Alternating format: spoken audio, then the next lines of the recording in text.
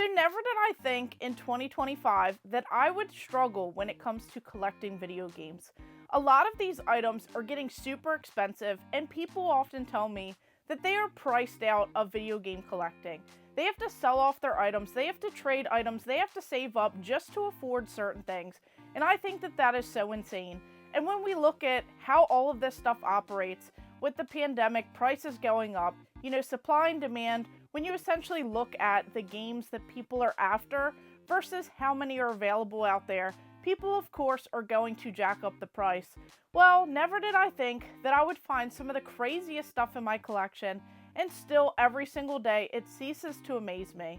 This is just so insane that we can have some of these crazy items just skyrocket in price to, essentially prices that people are outpriced. This is supposed to be a fun hobby, something that you enjoy collecting or playing or spending time enjoying these items. Never did I think that this would get entirely so bad. The state of video game collecting. People are always quick to put the blame on collectors, on resellers, on just anyone who's trying to make money. You could look at all of these other hobbies as well, like card collecting. We see Pokemon just going insanely crazy. There's so many people out there trying to make a quick buck, and that's essentially what happened when it came to video games. People take those games, they take it up a notch, now they're collectibles. Well, what about those insanely rare items that we're trying to collect? A lot of us are going for these full sets. We want to collect every single item of something. Partially we're to blame as well, because we have that need, we have that desire to just want it all. We can't stop. We just want to keep on going, and essentially we set ourselves up for failure. I admit, when I admitted that I was going for the Super Nintendo set, I didn't think that I'd be able to collect everything. I didn't think that I'd be able to afford everything. And here I am with having 130 some games left for a full set, trying to get over 700 games for a system. Just so insane. I've done it for other systems like the Nintendo 64, and then of course trying to go for the full worldwide set of Nintendo 64 games, only needing 9 more for the set. Just incredibly insane. And people often want to complain, they want to point the blame at YouTubers, at people who are making these videos, at people who are making this stuff more desirable. And part of me likes that there's so many people in the hobby because the community is amazing. You get to go to these different video game conventions, you have these different events going on where the nerds are now the cool people when it comes to pop culture, video games, movies, etc. There's so much stuff, and partially we're all to blame when it comes to this. If you like these video games, if you've made content, if you shared or joined in on posts, if you've supported this hobby, if you've bought games for about market price or even over, you're also guilty of it too. We're all part of this crazy problem.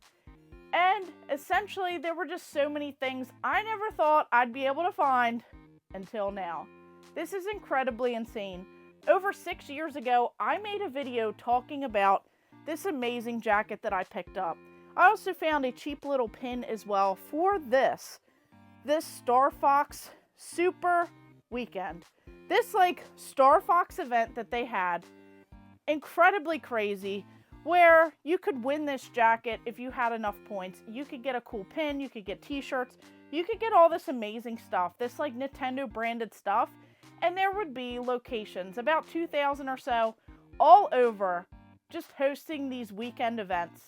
This is incredibly crazy to me that I actually picked this up because years ago, I thought I had missed out on my chance to pick up a copy of this right here. So this is the Star Fox copy, this not for resale game, and this incredibly rare piece of paper. This is so insane, and I'm part of the problem, I admit this. But this right here is this competition, this Star Fox competition. Thank you for purchasing the Super Star Fox Weekend Competition Game Pack. It's an actual cartridge that was used at one of the locations that participated in this event. We hope you enjoyed playing this special game, and this was from Nintendo Power.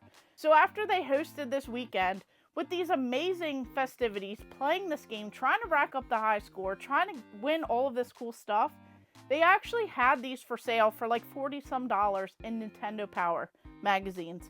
And I missed out years ago trying to get one of these for around $1,000. And at that time, I thought that was incredibly so much money to spend on this game. I thought it was too good to be true. I saw it at a video game convention, and I just hadn't stopped thinking about it. And maybe that's the problem. Maybe a lot of us who collect, maybe we're impulsive buyers.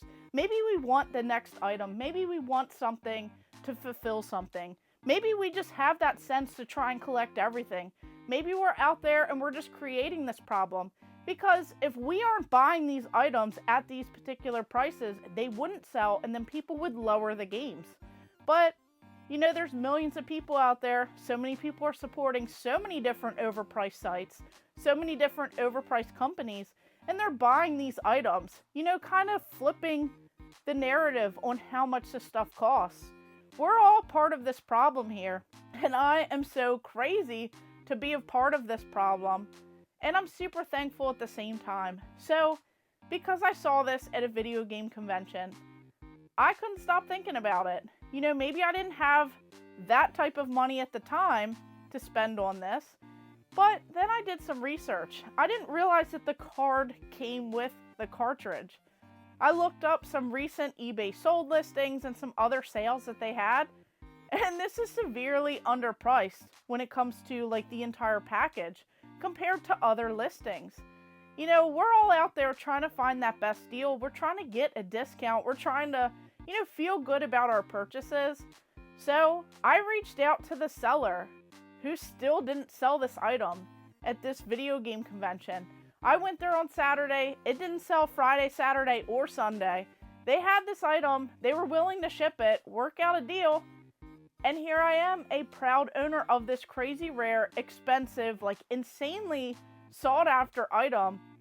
You know, there's only a few thousand out there, and now I am part of this whole, you know, part of history here to have one of these, to try and get it, you know, on display and just have it in my collection. Check out the contents that are on this competition cart. And even though I was super young at the time, I'm really excited to be a part of this and now have this in my collection. And I want to know what you guys think. Is this something that you would have spent money on? Would you have tried to save or trade to get something like this? Or are you just trying to get certain items that you enjoy? Are you trying to curate your collection a little bit more? I just want to know in the comments down below, what are your real honest thoughts on the state of video game collecting in 2025? And how do you think it's going to go in 2026? Do you think deals like this are going to happen very often? Do you think that people are just still overpaying for these items? And do you think that people are to blame for the way that this whole market has shifted? You know, we see it in other markets as well, whether it's these collectible ones or, you know, cards, video games, sports, everything else that you look at, there's always something going on, and there's always a set of people that are unhappy with the way that things have shifted. So I want to know. And of course, thank you guys for watching. Make sure you like and subscribe. Go ahead and check out all of my other videos and stay tuned for more.